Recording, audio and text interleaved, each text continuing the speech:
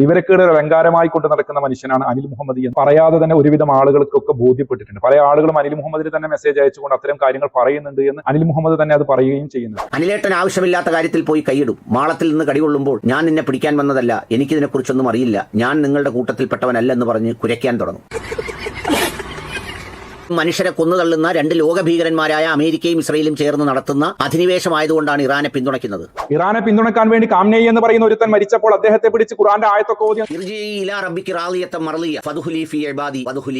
എന്ന് പറയുന്നത് പോലെ ശാന്തി അടഞ്ഞ ആത്മാക്കളെ നിങ്ങൾക്ക് സ്വാഗതം എന്നതുപോലെ തന്റെ ജീവിതത്തിന്റെ 36 വർഷം ഇതിനുവേണ്ടി ഏറ്റവും മനോഹരമായി, ഏറ്റവും ഉത്തരവാദിത്വപൂർണമായി ചിലവഴിച്ച അദ്ദേഹത്തിന്റെ ദൗത്യത്തിനിടയിൽ തന്നെ ഒരു ഷഹീദായി യാത്രയാകും. അതെ, ഇതാണ് ധീരമായ മരണം. ഒരു 85 വയസ്സുകാരന് ലഭിക്കാവുന്ന ഏറ്റവും ചരിത്രപരവും ധീരവുമായ മടക്കയാണ്. ഷഹീദിന്റെ പദവി നൽകി ശുഹദാക്കളുടെ കൂട്ടത്തിൽ അങ്ങ് സ്വർഗത്തിലേക്ക് പറഞ്ഞേക്കാൻ വേണ്ടി പടാപ്പാടുപെടുകയായിരുന്നല്ലോ താങ്കൾ. ഇതാണോ പിന്തുണ കൊടുക്കുക എന്ന് പറഞ്ഞാൽ? ഇങ്ങനെയൊക്കെ ആണെങ്കിലും അനിൽ അണ്ണാച്ചിക്ക് കൃത്യമായ ഒരു നസീഹത്ത് കൊടുക്കുന്നുണ്ട് ഒരാൾ. അത് അണ്ണാച്ചി തന്നെ വായിച്ചു പറഞ്ഞു.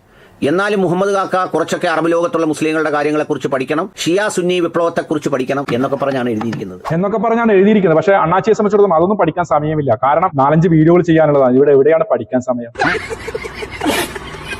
ഇവരെ പോലെയുള്ള ആളുകൾ വിവരക്കേടുകൾ എഴുന്നള്ളിക്കുമ്പോൾ പണ്ഡിതന്മാർ അവർ കൃത്യമായി അവരുടെ ദൗത്യം നിർവഹിക്കുകയാണ്. അതുകൊണ്ടാണ് ബഹുമാന്യനായ പണ്ഡിതൻ ഹുസൈൻ സലഫി ഷിയാക്കളെ കുറിച്ചും ഇറാനെ കുറിച്ചും ഇസ്രായേലിനെ കുറിച്ചും ഒക്കെ ചില കാര്യങ്ങൾ നമുക്ക് പറഞ്ഞു തന്നത്. ഇറാനും അതുപോലെ തന്നെ ഇസ്രായേലും തമ്മിൽ യുദ്ധം നടക്കുമ്പോൾ ചില ആളുകളൊക്കെ ഇറാൻ സിന്ദാബാദ് എന്ന് പറയുന്നു, ഇറാനിന്റെ നേതാക്കന്മാരെ ഷഹീദുകളായി വാഴ്ത്തുന്നു.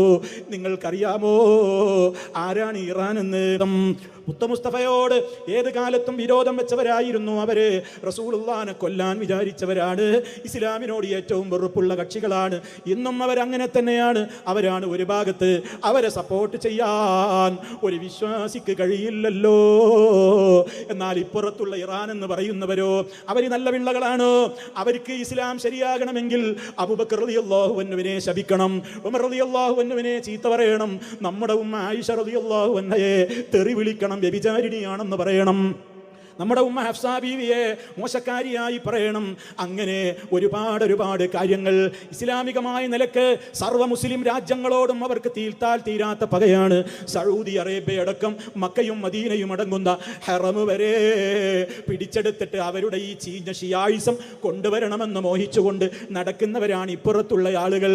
ഒരുപാട് ആളുകളെ, നിരപരാധികളെ കൊന്നവരാണവര്.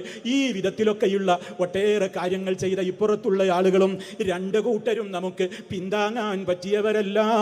അതുകൊണ്ട് തന്നെ ഗൗരവത്തോടെ നാം കാര്യങ്ങൾ മനസ്സിലാക്കാൻ വേണ്ടി ശ്രമിക്കുക. നമ്മൾ അഹ്ലുസുന്നയുടെ പണ്ഡിതന്മാർ ഈ വിഷയങ്ങളിലൊക്കെ എടുത്ത നിലപാടുകൾ എന്താണ് എന്നൊക്കെ ഒന്ന് അന്വേഷിക്കുകയും പഠിക്കുകയും ഒക്കെ ചെയ്യുക എന്ന് സ്നേഹത്തോടെ ഉണർത്തുകയാണ്.